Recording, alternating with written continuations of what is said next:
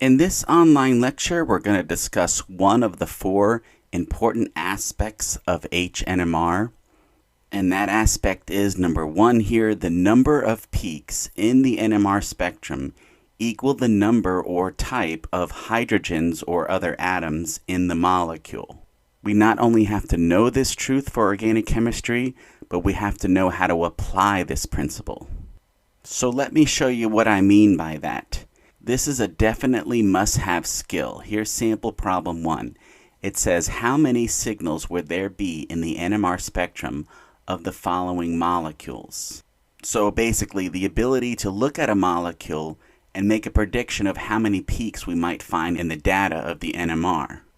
And for this section here, we're specifically focusing on HNMR, which means we want to know how many signals there would be for a molecule due to the different types of H atoms it contains. So for instance, let's look at this molecule right here. How many signals in the HNMR would we see for this molecule? Well, the way it works here is very simple. Just start anywhere. For instance, all these hydrogens here on the left, A-type hydrogens. They're definitely in some particular electronic environment. Then move on to the next hydrogen here.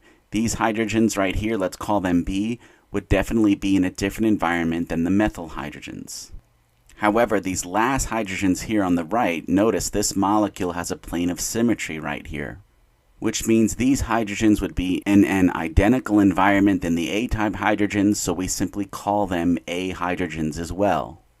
Which means we should expect to see 2 signals in the HNMR for this molecule. There it is. That's the skill. Sometimes these questions alone are on an organic chemistry test. Other times this skill is just part of a bigger problem. Let's look at another example here. What about this molecule right here? Notice we saw in the previous molecule that symmetry plays an important role here. So let's notice right here that we do have a symmetrical line in this molecule right here, which means if I call these hydrogens A-type hydrogens, then these would be also A-type hydrogens because they're across that symmetrical line. We'd move our way to the next hydrogens here. This would be a B-type hydrogen. He's right on the line of symmetry. And right next to him, these would be C-type hydrogens. They're clearly different from A and B. And the last hydrogens here, they would not be A hydrogens, they would actually be D hydrogens. Remember, they're different from A because they rest upon the line of symmetry, whereas the A hydrogens are across the line of symmetry. So we should expect to see 4 signals in the HNMR for this molecule. Notice this is a very unique skill. What other subject requires you to do things like this?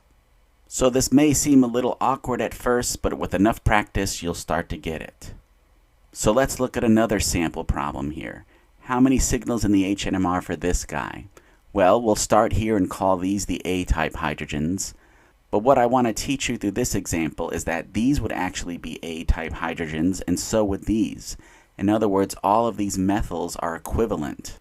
I'll explain why in a second, but let's keep going here. If those are the A-type hydrogens, then this right here would be the B-type hydrogens, and these guys right here would be C-type hydrogens, and we can expect to see 3 signals in his HNMR.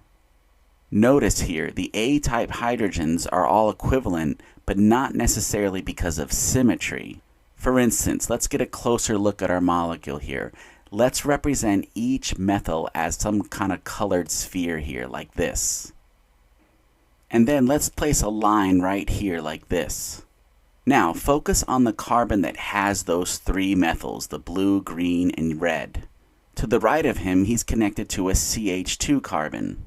That bond between them, remember, is a sigma bond, which means that bond can rotate. Which means as this molecule sits in the NMR machine, that bond will rotate, which means these methyls will spin around like this consistently. What that means is each one of these methyls are averagely in the same environment. In fact, the term for this is called signal averaging. If we were to freeze this molecule, then we should expect to see separate peaks for each one of these methyls. But remember, we know the reality. This molecule is spinning that bond, so these methyls average out as roughly being in the same environment, which means they would give the same signal on the HNMR. So That's what we would expect to see here, and that's what we're learning. You now know how to handle situations like this. But let's look at another example here. What do we do in this case? Well, notice you have a line of symmetry right here, which means if I start here and call this the A-type hydrogen, then this would also have to be an A-type hydrogen. But notice this molecule has more than one symmetrical line here. He's also symmetrical this way, which means this hydrogen in the lower left would be the same as the A hydrogen in the upper left. And the last hydrogen here would also be an A-type hydrogen because of the one above him.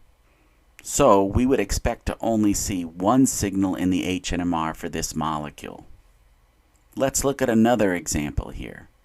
How many signals in the HNMR for this guy? Again, let's start somewhere. Let's start with this methyl and say these would be A-type hydrogens. Clearly those hydrogens are different from this hydrogen right here. He would be a B-type hydrogen. And what we're going to learn here is that this hydrogen in the upper right-hand corner would actually be a C-type hydrogen, and the last hydrogen here would be actually a D-type hydrogen. We would get 4 signals here. All of these hydrogens are different. But let's understand why here. Remember, double bonds. We learned in a previous online lecture that double bonds cannot be rotated. That means that this hydrogen is fixed up here like this, which makes him this distance away from the methyl. And again, because the bond can't rotate, that means this D hydrogen is fixed in space as well. Notice he would be technically further away from this methyl. That means that he is in technically a different electronic environment than C is. We need to know that the NMR machine is that sensitive. It would perceive the D hydrogens to be in a different electronic environment as the C hydrogens. And lastly here, the B hydrogen right here would be this distance away from the methyl. Again, that's a distance that's different from the D and the C-type hydrogens. So that's why he would have his own corresponding signal on the HNMR. Let's look at another example here. What do we do with benzene rings? How many signals for this guy? Well, the first thing you should do is fill in the hydrogens that would be present. And what I want to prove to you here is that benzene rings can be treated as symmetrical objects, which means technically there's a line of symmetry right here. Now, some of you might be wondering, how could that be? Because on this side we have a double bond, and on the other side of the symmetry line we have a single bond. Well, it's actually all about resonance here. Let's go back and look at this structure. Remember, the resonance structure here is that these pi electrons can move this way, these will move and turn this way, and then these will move this way. What that ends up giving us is this resonance result, which, remember, this bond right here is partially double bond and he's partially single bond. And remember, this is true for all of the bonds in the benzene ring, which means sometimes benzene rings are represented this way. This reminds us that all the bonds are the same in benzene, which means it's much clearer to see the plane of symmetry when written this way. So for us in organic chemistry, we're going to know benzene rings are always symmetrical, which means there is definitely a line of symmetry right here. And let's call out our hydrogens. Let's start with the methyl. We'll call these the A-type hydrogens. And because of our line of symmetry, these would be the B-type hydrogens. These would therefore be the C-type hydrogens. Notice they're further away from the methyl. And this would be the D-type hydrogen. He is the furthest away from the methyl. So we would expect to see 4 signals in the HNMR. Now let's look at another harder example here. Look what this one says. It says, how would you use HNMR spectroscopy to distinguish cis-1,2-dimethylcyclopropane, trans-1,2-dimethylcyclopropane, and 1,1-dimethylpropane? Let's get a better look at this. Here's one of the molecules. This is the cis version. This right here would be the trans version of the molecule, and this would be the 1,1-dimethylpropane version of it. Think about why we would need to distinguish these. If we ran each one of these molecules in the mass spec would report the same data for all 3. They all have the same molecular weight and the same molecular formula. We can also say that if we threw these molecules in the IR machine, the IR machine would spit out the same data for all 3. So it's really only the NMR machine that's going to help us distinguish between these 3, or so we hope. Let's see if it does. Let's start with this molecule right here. Let's try to predict how many HNMR signals we would see for him. Well, the first thing we should do is get a better, more realistic view of that molecule. Here's one way to represent him. What I want you to see here is that you can treat almost the ring of this molecule as something like a table, and that is a table in a certain plane. And I need you to see that these items right here would be considered to be under the table, which means these items right here would be above the table. The reason why we want to think of this molecule as having this geometry is that it helps us determine if hydrogens are in different environments. Remember, that's solely what the NMR machine is based on. So let me show you how, if you conceptualize the molecule this way, how it will help you. For instance, start right here, let's say, with this methyl and say these are the A-type hydrogens. But notice what we have here technically is a plane of symmetry that runs through the actual ring. That means these hydrogens right here would also be A-type hydrogens. Now, moving along here, we can call these B-type hydrogens. Remember, they're not methyl hydrogens, so that's why they're not A. And again, because of our plane of symmetry, if this is a B-type hydrogen, then underneath this would also have to be a B-type hydrogen. And what about this hydrogen right here? Well, notice there's actually a symmetrical line that runs this way through the molecule. Take a minute and see that. It's because of this symmetrical line that we would call this the B-type hydrogen. He is equivalent to those other B-type hydrogens. And because of our plane of symmetry, that means this would also be a B-type hydrogen underneath. So technically there's only two types of hydrogens in this molecule, and therefore we should expect to see two signals in his HNMR. So let's go back to our problem here and log that here, this guy, 2 signals. And now let's focus on this guy. How many signals in the HNMR for him? Well, again, let's represent our molecule as the table again. And let's start somewhere and call this the A-type hydrogens. Notice in this molecule, you have a line of symmetry right here. So if those are the A-type hydrogens, then these would be also A-type hydrogens, which makes this hydrogen right here a B-type hydrogen, and this would be his equivalent B hydrogen. However, what about these hydrogens right here? Well, this would actually be a C-type hydrogen. Think about his environment for a second here. He's a hydrogen connected to a carbon that happens to have another hydrogen. Notice that's different from this B hydrogen right here. He's connected to a carbon that actually has a methyl connected. So that's why the C hydrogen is different from the B hydrogen. But what about the hydrogen underneath here? He would actually be a D-type hydrogen. Now, why is that? Well, look at the C-type hydrogen. When he looks across the table, he sees 2 methyls. When the D hydrogen underneath looks across the table, he sees 2 hydrogens instead. That technically means that they're in different electronic environments. So that means we would expect to see 4 signals in the HNMR for this molecule. So let's go back to our problem here and log that. This guy would have 4 signals. And let's look at the last remaining molecule right here. Let's look at his table representation. And let's start somewhere here and call this the A-type hydrogens. And what I want you to see here is notice these would also be A-type hydrogens, which seems kind of tricky at first, but remember, since it's all about environment, let's go to the upper left A hydrogens right here and notice when they look across the table, they'll see this hydrogen right here, and on the other side, they'll see this hydrogen right here. Notice that's exactly what the A hydrogens underneath see as well. Again, when they look across the table underneath, they see one hydrogen here, and they see another hydrogen here. That puts them in identical electronic environments. And not only that, the A hydrogens on the upper left are connected to a carbon that has this hydrogen here, and that's also true for the A hydrogen in the lower right. So that takes care of the A-type hydrogens. If we keep going here, then this would be a B-type hydrogen. And at this point, we would want to ask ourselves, are there other hydrogens that are just like him? Well, if you notice, this hydrogen right here would be in the same environment, so he's also a B-type hydrogen. How was that so? Well, remember this B hydrogen right here, when he looks across his bond, he sees a methyl.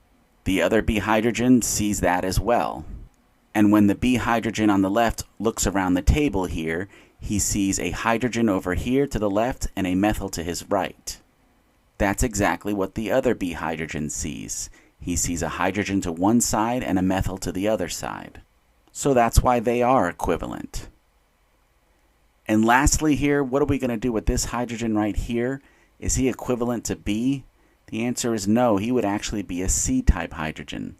And think about it, he's the only hydrogen in this ring that's connected to a carbon that has another hydrogen. The B-type hydrogens, remember, are connected to a carbon that has a methyl.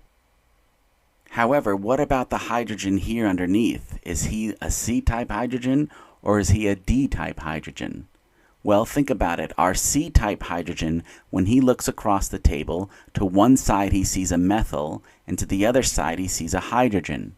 Notice that's exactly what the hydrogen underneath would see as well. A methyl on one side, a hydrogen on the other.